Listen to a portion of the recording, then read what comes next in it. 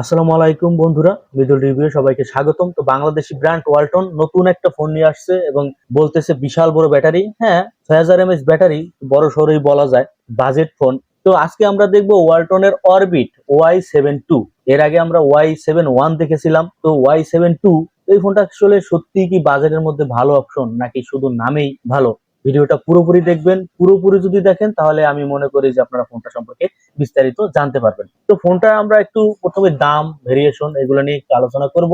আপনারা প্রথমত একটা ভেরিয়েন্টেই পাবেন 4 GB র্যাম এবং 64 GB রম, যা 10,999 টাকায়, মানে 11,000 টাকা ভিতরে ফোনটা পেয়ে যাচ্ছেন। তো আমি মনে করি এখানে 11,000 টাকা যেহেতু, স্টোরেজটা একটু বাড়াই দিতে পারতো, 64 GB না দিয়ে 128 GB দিতে পারতো, দিতেই পারতো। আসলে কেন করলো বুঝলাম না। তো আমরা ফোনটা ডিজাইন, ডিসপ্লে এগুলো নিয়ে একটু আলোচনা করব।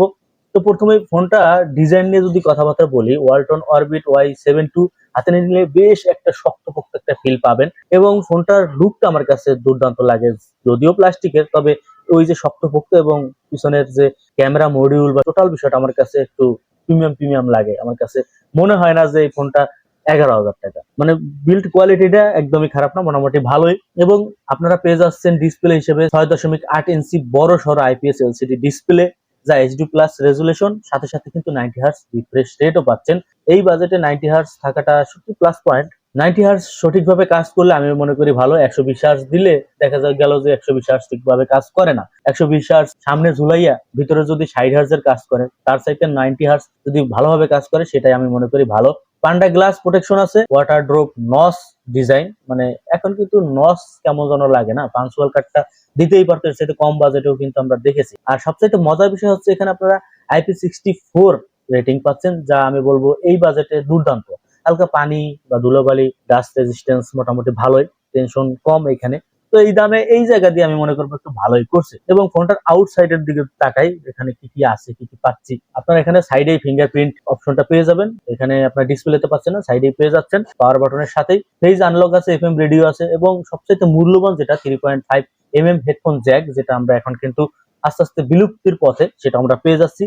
এবং এটা কিন্তু বাংলাদেশের তৈরি ফোন, আমরা সকলেই জানি। তো আমরা এবার পারফরমেন্স এবং সফটওয়্যার নিয়ে যদি একটু আলোচনা করি, গেম টেম খেলা যাবে কিনা এই ফোনে, চিপসেট নিয়ে একটু কথাবার্তা যদি বলি। এই ফোনে ব্যবহার করা হয়েছে ইউনিসক SC9863A চিপসেট, যা আপনি বলতে পারেন যে এই ফোনটা গেমিং ফোন না। বুঝতেই পারতেছেন এই চিপসেটটা অতটাও ভালো না, তবে বাজেটের দিক দিয়ে আমি বলবো ঠিক আছে। এই ফোনটা আপনার গেম না খেলতে পারলেও Facebook, YouTube, TikTok, WhatsApp, online class, daily browsing এগুলো কিন্তু মোটামুটি করতে পারবেন। আর গেম খেলতে পারবেন না এমন না, গেম আপনারা খেলতে পারবেন, তবে ওই লেভেলে পারফরমেন্স পাবেন না। বেশি খেললে ল্যাগ করবে, ফোনটা গরম হবে।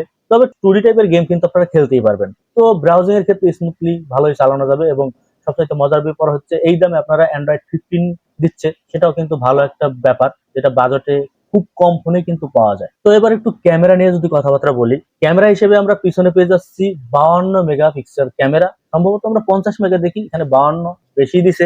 তো দিনের আলোতে ছবি মোটামুটি ভালোই আসে, কালার ন্যাচারাল, HDR কাজ ভালোই করে। ভিডিও সর্বোচ্চ আপনারা করতে পারবেন 1080p এবং 30 fps, যা দিনের আলোতে মোটামুটি ভালোই কাজ করবে। কিন্তু লো লাইটে আপনাদের এখানে বাজেট অনুযায়ী যেটা পান অন্যান্য ফোনে, সেরকমই একটা ব্যাপার এখানে আসছে। সেলফিতে আপনার পেয়ে যাচ্ছেন 5 মেগাপিক্সেল, যা এর সাইডে বেশি বাজেটে আমরা 5 মেগাই দেখি। তো এখানে আর কমপ্লেন করার মতন কি বলবো, কিছুই নাই। ভিডিও কল, অনলাইন ক্লাস, সাধারণ ছবি, এইসব কাজগুলো ঠিকঠাকই করতে পারবেন। লো লাইটে একটু ঝামেলা হবেই। লাইট যদি ভালো থাকে, দিনের আলোতে মোটামুটি ভালো একটা আউটপুট পাবেন। এবার ব্যাটারি এবং চার্জিং নিয়ে যদি কথাবার্তা বলি, ব্যাটারি সম্পর্কে তো আগেই বলছি যে বড় সড়ো একটা ব্যাটারি পাচ্ছেন, 6000 mAh ব্যাটারি, যা একবার চার্জ দিলে 1.5 থেকে 2 দিন নর্মালি ইউজ করতে পারবেন। ফোনের যে কন্ডিশন সেই অনুযায়ী 2 দিন পর্যন্ত ইউজ করতে পারেন নর্মাল ইউজার যারা আছেন। আর যারা ফোনের পিছনে সারাদিন লেগে থাকবেন, তারা মোটামুটি 1.5 দিন পর্যন্ত একটা সাপোর্ট পাবেন। ভিডিও দেখা, ফেসবুক, ইউটিউব সবকিছু ভালোভাবে চলবে। এখানে সবচাইতে লোয়েস্ট যে ব্যাপারটা করছে সেটা হলো গিয়ে ব্যাটারি, কিন্তু 6000 mAh ব্যাটারি, কিন্তু চার্জার দিচ্ছে 10 ওয়াটের। মানে কি বলবো, এখানে 10 ওয়াটের চার্জার কি এই ব্যাটারির সাথে মানায়? সর্বনিম্ন তো এখানে 18 ওয়াটের একটা চার্জার দেওয়া উচিত ছিল, 32 ওয়াট নাই দিলেন। তো ব্যাটারি যেহেতু বড়, ফাস্ট চার্জার না, সেই ক্ষেত্রে আপনাকে কিন্তু চার্জের ব্যাপারটা অনেক সময় ধরেই দিতে হবে, এটা একটু বুঝতেই পারছেন। তো এই ফোনটা এখন ভালো দিক বা খারাপ দিক যদি একটু আলোচনা করি, তাহলে আপনাদের চোখে যেগুলো পড়বে, যেমন ভালো দিকে আছে 6000 mAh ব্যাটারি, বিশাল বড়। আর বড় ব্যাপার হচ্ছে 90 হার্জ ডিসপ্লে রিফ্রেশ রেট পাচ্ছেন, অ্যান্ড্রয়েড 15 রান করতেছে, বাংলাদেশের ব্র্যান্ড এবং বাজেট ফ্রেন্ডলি।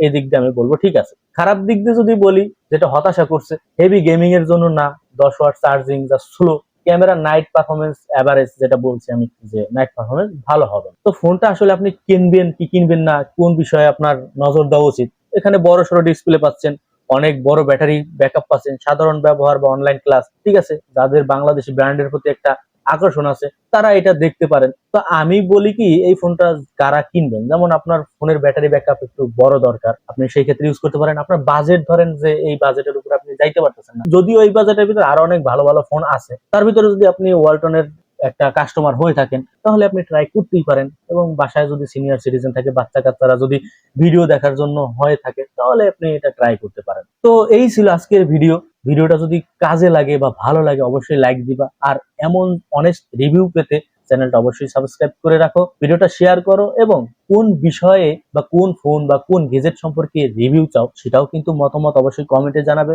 তো ভালো থাকো, সুস্থ থাকো, আসসালামু আলাইকুম।